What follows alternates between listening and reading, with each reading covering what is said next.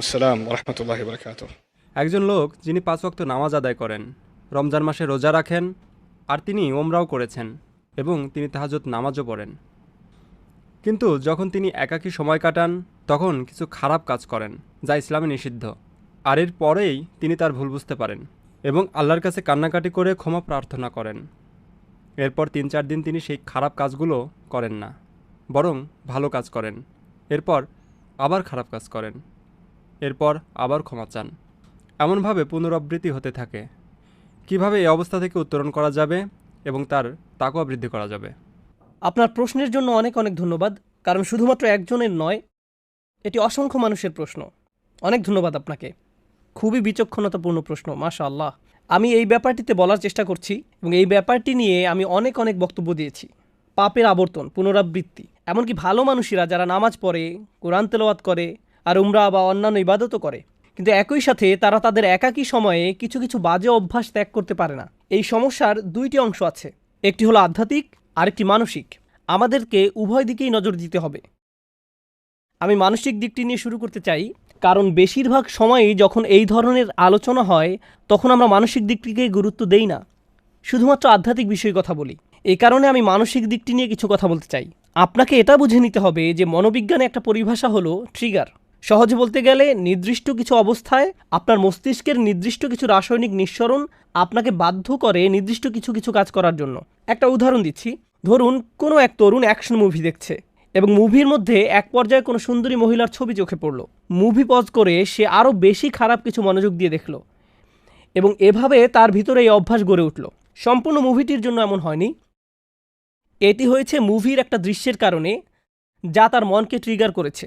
আবার এরকমও হয় যে কোনো কোনো মানুষ যখন তাদের অ্যাপার্টমেন্টে অথবা রুমে একা থাকে তখন আপত্তিকর কাজে জড়িয়ে পড়ে। তখন এমন বিষয় ঘটে যেটা খারাপ। যখন সে মসজিদে থাকে তখন এটা ঘটে না, যখন সে বন্ধুদের মাঝে থাকে তখন এটা ঘটে না। এ ব্যাপারে প্রথম উপদেশ হলো, আপনাকে প্রথমে এটা শনাক্ত করতে হবে যে একাকী থাকার কোন সময়টিতে আপনি পাপ কাজে জড়িয়ে পড়েন, আপনি কোথায় থাকাকালীন এটা ঘটে, কোন নির্দিষ্ট সময় এটা ঘটে। আর আপনি যদি এই সমস্যা ঘটার স্থান, সময় এবং পরিস্থিতিগুলোকে শনাক্ত করতে পারেন, তখন আপনাকে এই পরিস্থিতিগুলোকে পরিবর্তন করার চেষ্টা করতে হবে। আপনি একজন যুবক, ইন্টারনেটে যেসব খারাপ জিনিস পাওয়া যায় তা নিয়ে যদি আপনার সমস্যা থাকে, অর্থাৎ আপনি যদি ওই সকল বাজে জিনিস দেখার অভ্যাসে থাকেন, তাহলে আপনার ল্যাপটপ, মোবাইল রান্নাঘরে রাখুন, যাতে আশেপাশে আপনার মা, আপনার বাবা সবসময় চলাচল করেন। এগুলো আপনার রুমে রাখবেন না। আর অভিভাবকদেরকে বলছি, ঘরের মধ্যে এই জিনিসগুলোকে দৃশ্যমান স্থানে রাখুন। এগুলো আমাদের সন্তানদেরকে ধ্বংস করে দিচ্ছে। এখন আসুন এই সমস্যার আধ্যাত্মিক দিকটি আলোচনা করি। মানুষের জন্য এটা স্বাভাবিক যে সে তওবা করবে এবং পুনরায় সেই পাপ করবে, কারণ আমরা খাত্তাউন। আল্লাহ রসুল সাল্লাল্লাহু আলাইহি সাল্লাম আমাদের বৈশিষ্ট্য বর্ণনা করছেন, খাতিউন নয়, কুল্লু বানি আদামা খাত্তাউন। আর খাত্তা হলো সিগাতুল মুবালাগা, যা দিয়ে অতিশয্য বুঝায়। সহজ ভাষায় এর অর্থ হলো এমন ব্যক্তি যে ভুল করতেই থাকে, ভুল করতেই থাকে, ভুল করতেই থাকে। যেমন খাব্বাজ রুটি বানাতেই থাকে, খাত্তা বারবার ভুল করে যেতেই থাকে। এরকম ঘটতে পারে, এটা অনিবার্য যে কিছু পাপ বারবার ঘটে থাকে, এরকম ঘটতে পারে। কিন্তু যদি আপনার মনের কোণে এরকম কোনো চিন্তা থাকে, যে মুহূর্তে আমি তওবা করছি ৩ সপ্তাহ পরে তো সেই পাপটি আমি আবার করবই, যদি আপনার মনের কোণে এই ধরনের কোনো চিন্তা থাকে, তাহলে লাইসাতিত তাওবাতু লিল্লাযীনা ইয়ামালুনা সাইয়্যাত, তওবা এমন ধরনের লোকদের জন্য নয় যারা নিয়মিত খারাপ কাজ করে।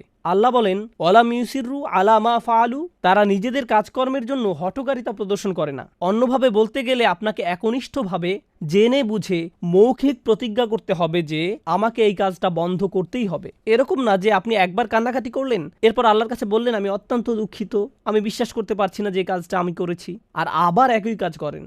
আপনাকে উপায় বের করতে হবে যে কিভাবে এর থেকে পরিপূর্ণভাবে মুক্তি পাওয়া যায়। নিজের সাথে ঐকান্তিক প্রতিজ্ঞা। আর আপনি যদি নিজে নিজে এটা করতে না পারেন, বন্ধু বান্ধবের সাহায্য নিন, এমন মানুষদের সাহায্য নিন যাদেরকে আপনি বিশ্বাস করেন। আমি জানি কখনো কখনো এটা বিব্রতকর, কিন্তু আমাদের সবারই মাঝে মাঝে পরামর্শ বা সাহায্যের প্রয়োজন হয়। আপনি যখন বুঝতে পারেন যে এরকম ঘটছে বছরের পর বছর আর আপনি এটা ত্যাগও করতে পারছেন না, এটাই সঠিক সময় কারো কাছে সাহায্য চাওয়ার। এ কারণেই বর্তমান সময়ে উম্মার জন্য মানসিক এবং আধ্যাত্মিক কাউন্সেলিং অত্যন্ত প্রয়োজন, এবং এত বেশি সংখ্যক পারিবারিক কাউন্সেলিং প্রয়োজন যে এটাকে বলা যায় উম্মার জন্য অত্যাবশ্যকীয় বিষয়গুলোর একটি, কারণ এটা মানুষের কাছে শান্তি পৌঁছে দেওয়ার একটা মাধ্যম হতে পারে।